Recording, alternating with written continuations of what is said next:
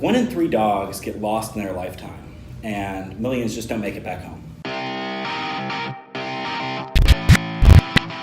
The art of the elevator pitch has been lost, and we're here to bring it back. After 5 years and 3,000 pitches, we've developed a simple formula that anyone can build from.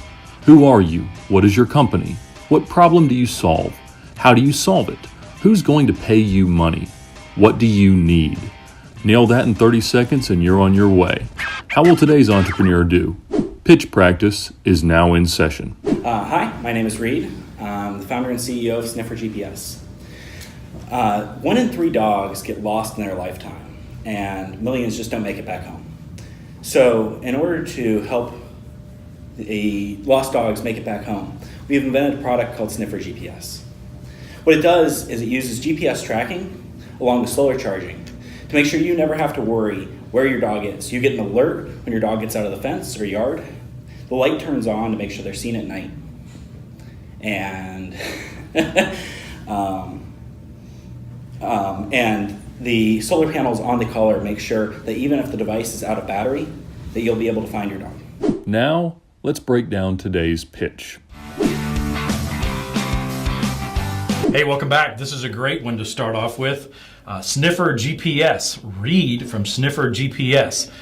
We don't know anything about Reed. All we know is that he's got a pretty cool sounding company name, and that's his name. We don't know anything else. It's always good to know what your background is that got you to solve the specific problem that you're solving. Why you? What do you bring to the table? If we don't know that, then it lets us kind of go off and use our imaginations, or it leaves us sitting blank as, who's this guy and why is he pitching this? Who is he qualified to do this? We don't know.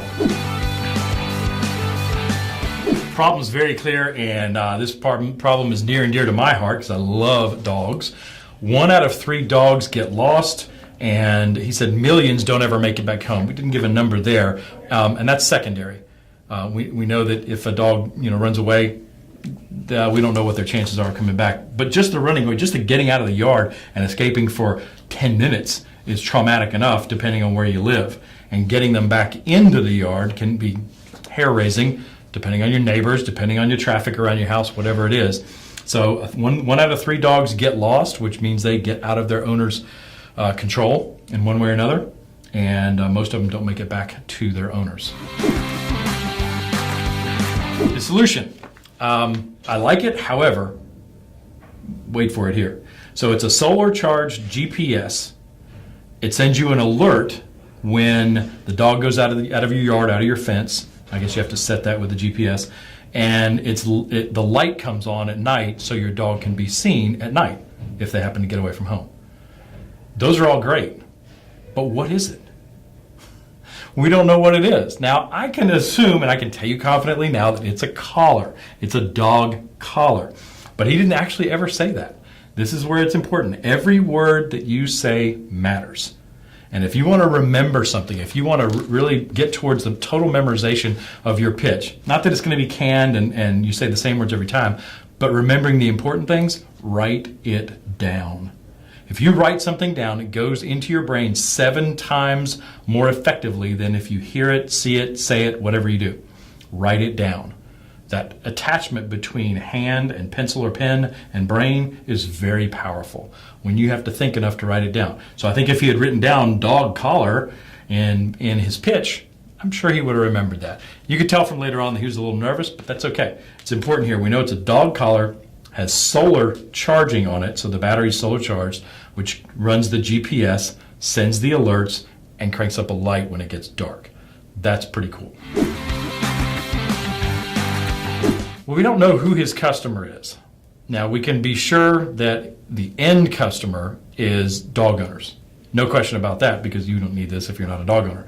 However, he didn't say if he was going to first sell it to a distributor and then a retailer and then the dog owner, or if he's going to go e-commerce and sell it directly to dog owners.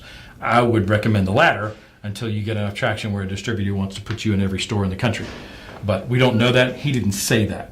That leads me to believe, right or wrong, that he doesn't know what his business model is going to be. He doesn't know if he's going to go direct e-commerce or if he's going to work with a distributor of pet parts. We don't know.